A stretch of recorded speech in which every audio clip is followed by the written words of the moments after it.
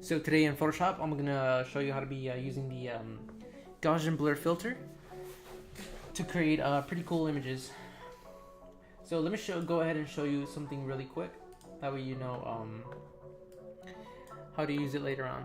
So I'm gonna grab an image. I downloaded it from the internet. Then I'm gonna go back to the browser and I'm gonna grab an iPhone real quick. Paste it. Let's make these into a smart object.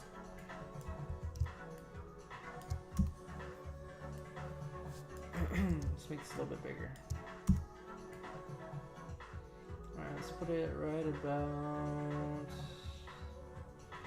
Let's center this actually.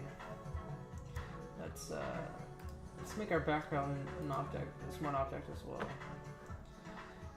Let's click the image to select it, and now you click on the iPhone and you center it on the selection you just made. See? Now all you want to do is press Shift, click down, Shift and click. It's not gonna move your image around as much. It's gonna keep it straight, holding down Shift. It's about there. That's fine. And now let's give it a mask. I want to hide this, so I'm gonna select this. Oh, I was a little bit off.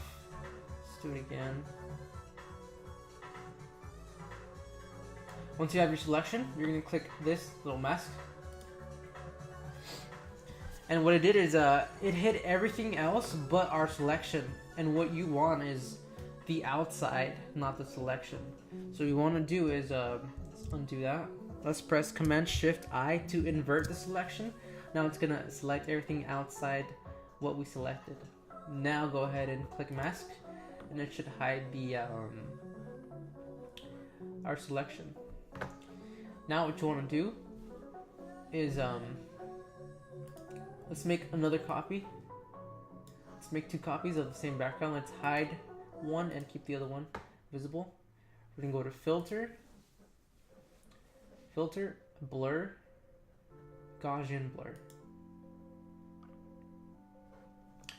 Last time I used it, I used this setting so it remembers it, so it automatically adds the 9.9 radius for the Gaussian blur.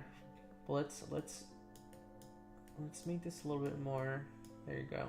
More blurred out. Let's do 50. Oops, 50. There you go. See, now since it's a smart object, it's gonna keep the filter here. That way you can go back later on and change it if you want. All right, let's put this at the bottom. Now let's unhide the second copy we made. This one's a little bit clearer, as you can see. And now what we want to do is the selection we made for the iPhone, that screen we hid. We're gonna click click on the second layer on the mask. See how it selects everything that we wanted it to select. Now you're gonna click on the image that does not have the Gaussian blur, and you're gonna hit the mask. As you can see, what it did is it hid whatever we selected, and then but it kept the middle one. So as you can see, how we have this same image, but whatever's inside the iPhone is blurred. That's how we did it. You can do the reverse. You can do it in reverse. You can invert select, Command Shift I to invert it, then add the mask. So now it blurs everything out in the back except what's in the iPhone. But those are, you know, quick little things you can do with Gaussian blur. Let's add a shadow to our iPhone.